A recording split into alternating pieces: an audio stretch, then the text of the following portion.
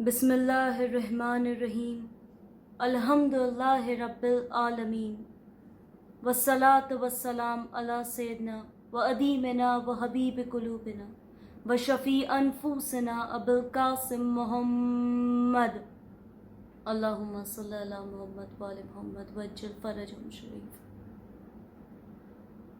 व अला अहले बैतिहि तय्यबीन अत्ताहिरीन व अस्हाबिहिल गुर्रिल मयामीन अल्हम्दुलिल्लाहिल्लज़ी जअलना मिनल मुतमस्सिकीन बिविलायत सय्यदी मौलाय अली इब्न अबी तालिब अल्लाहुम्मा सल्लि अम्मा बाद यकुन अल्लाह फी किताबिहिल करीम बिस्मिल्लाहिर्रहमानिर्रहीम या अय्युहल रसूल बल्लिग मा उन्ज़िला अलैका मिन रब्बिका। ईदों में जो सबसे अफजल ईद है वो ईद गदीर है, और मैं नहीं कह रही, यह खुद इमाम सादिक अलैहिस्सलाम ने फरमाया है कि जब माह रमज़ान मुकम्मल हुआ तो अल्लाह सुब्हानहू व तआला ने ईद उल फित्र दी, जब हज मुकम्मल हुआ तो ईद अज़ा दी, और जब दीन मुकम्मल हुआ तो ईद गदीर दी। मैंने जो आयत जो मैंने पढ़ी है वो सूरे मायदा की आयत नंबर 67 है, जिसमें अल्लाह सुब्हानहू व तआला अपने हबीब से फरमाता है कि ए रसूल फरमा दे वो जिसका आपको आपके रब ने हुक्म दिया है, और अगर आपने वो पैगाम ना दिया तो आपने कार्य रिसालत को पूरा नहीं किया। अल्लाह सुब्हानहू व तआला ने जब भी दूसरे नबियों का जिक्र किया है तो आपने उनको अपने नाम से बुलाया है, जैसे काला या मूसा, काला या ईसा इब्न मरियम। लेकिन जब भी आपने रसूल खुदा मोहम्मद सल्लल्लाहु अलैहि वआलैहि से मुखातिब होकर कुछ भी फरमाया है, आपने कभी भी नाम नहीं लिया है। आपने जगह जगह लिखा है या अय्युहल मुज़म्मिल, या अय्युहल रसूल, ताहा, यासीन। जब रसूल खुदा गदीर खुम पे पहुंचे, जब ये आयत नाजिल हुई, आपने फौरन ऐलान किया यहाँ पे एक मिंबर बनाया जाए। कुछ सहाबी बोले या रसूल अल्लाह, अगर आप हुक्म दें तो क्या हम मक्का से जाकर मिंबर ले आएं? तो आपने मना कर दिया। फिर कुछ सहाबी बोले कि या रसूल अल्लाह, अगर आप हुक्म दें तो क्या हम मदीने से मिंबर ले आएं? आपने फरमाया नहीं, यहाँ पर ही मिंबर बनाया जाए। तो सहाबी बोले कि या रसूल अल्लाह, मिंबर के लिए तो लकड़ियाँ चाहिए।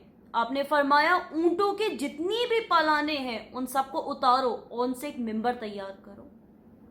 बाज़ रिवायतों में है कि रसूल खुदा के साथ में 1,24,000 सहाबा थे। उन सब के ऊंटों की पालानों को उतारा गया और एक बुलंद मिंबर तैयार किया गया। जब सूरज निकल आए, जब से जोहर तक नमाज का कोई वक्त नहीं है, ये वाहिद वो वक्त है जब नमाज नहीं पढ़ी जा सकती है। सुबह का वक्त था, करीब 9 से 10 बजे का। रसूल खुदा ने ऐलान किया कि जितने भी सहाबा जो चले गए हैं उन सबको बुलवाओ, जितने भी पीछे रह गए हैं उन सबका इंतजार करो, क्योंकि गदीर जो एक चौराया है वहीं से सारे रास्ते निकलते हैं। कि जब भी लोग हद से आते थे तो गदीर खुम तक सब लोग साथ आते थे, उसके बाद अपने अपने शहरों तक निकल जाते, कोई मदीने, कोई इराक, कोई शाम। जब सब जमा हो गए तो पैगंबर के एक सहाबी हैं अबू ज़र गफ़ारी, रसूल अल्लाह ने फरमाया है कि मेरे सहाबी में सबसे सच्चा है अबू ज़र गफ़ारी। हज़रत अबू ज़र को फरमाया कि मजमे को जमा करो, तो आपने वहां पे आज़ान दी। सबसे पहली जो आज़ान जिसमें अशहदु अन्ना अलीयुन वलीउल्लाह है, वो हज़रत अबू ज़र ने गदीर खुम पे पढ़ी थी। जब सब जमा हो गए तो अल्लाह के रसूल ने उन्हें वहां बिठाया। एक सहाबी थे जिनकी बहुत बुलंद आवाज़ थी। आपने उन्हें बुलाया और उनसे कहा कि सामने का जो बुलंद टीला है वहां पे जाके खड़े हो जाओ। जब वो वहां पहुंचे तो रसूल खुदा ने फरमाया, तुम्हें मैं जो कुछ भी कहूं उसे बुलंद आवाज में तुम दोहराना। हम सबको غدیر خطبے کی ایک لائن سب کے ذہن میں ہے، جہاں پہ رسول خدا نے فرمایا ہے من کنت مولا فہذا علی مولا۔ پر جو غدیر کا خطبہ ہے وہ صرف ایک لائن کا نہیں بلکہ 3 سے 4 گھنٹے کا خطبہ ہے، جس میں آپ نے فرمایا ہے کہ میرے بعد میرے 12 وصی ہوں گے، جس میں اول علی ہیں اور آخر مہدی ہوں گے۔ کئی لوگ ہیں جو کہتے ہیں کہ مولا کے تو کئی مطلب ہوتے ہیں، کیونکہ عربی میں ایک لفظ کے کئی معنی ہیں، پر آپ دیکھیں رسول خدا نے پورا کیا خطبہ دیا ہے۔ آپ نے فرمایا کہ کیا میں تمہاری نفسوں پہ تم سے زیادہ اختیار نہیں رکھتا؟ سارے صحابہ نے ایک ساتھ کہا یا رسول اللہ بے شک آپ ہماری نفسوں پہ ہم سے زیادہ اختیار رکھتے ہیں۔ اس کے بعد اللہ کے رسول نے فرمایا، آپ نے مولا علی کا ہاتھ بلند کیا اور فرمایا من کنت مولا فہذا علی مولا۔ جنگ احد کے دن جب کسی نے کہہ دیا تھا کہ نعوذ باللہ رسول مارے گئے، تو شیر خدا نے آپ کا ہاتھ پکڑ کے فرمایا تھا کہ ہاذا رسول اللہ، یہ رہے رسول خدا۔ اسی طرح آج رسول خدا نے مولا کا ہاتھ بلند کیا اور مولا کی ولایت کا اعلان کیا کہ جس کا میں مولا ہوں میرے بعد اس کا اب علی مولا ہے۔ اس کے بعد آپ نے فرمایا کہ تم آج سب مجھے اور علی کو مبارکباد دو۔ غدیر کے اعلان کے بعد کچھ لوگوں نے جو وہاں موجود لوگ تھے ان سے پوچھا کہ رسول خدا نے غدیر پہ کیا اعلان کیا تھا؟ تم وہاں موجود تھے تو تمہیں پتا ہوگا وہاں پہ رسول خدا نے کیا فرمایا ہے۔ تو اس میں سے کچھ لوگوں نے کہا میں بہت دور تھا تو میں سن نہیں پایا۔ کچھ نے کہا گرمی اتنی تھی جس کی وجہ سے میں سن نہیں پا رہا تھا کہ وہاں رسول خدا نے کیا کہا۔ کسی نے کہا کہ دھوپ کی شدت اتنی زیادہ تھی کہ میں دیکھ نہیں پا رہا تھا۔ مجھے تعجب ہے ایسے مسلمانوں پہ جو سننا چاہیں تو جو بات رسول خدا نے اپنے چچا حضرت ابو طالب کے کان میں کہی وہ سن لی، پر جو آپ نے بلند آواز میں پورے مجمع میں فرمائی تھی وہ نہیں سنی۔ آپ نے اعلان کیا کہ اب تم سب علی کے ہاتھ پہ بیعت کرو۔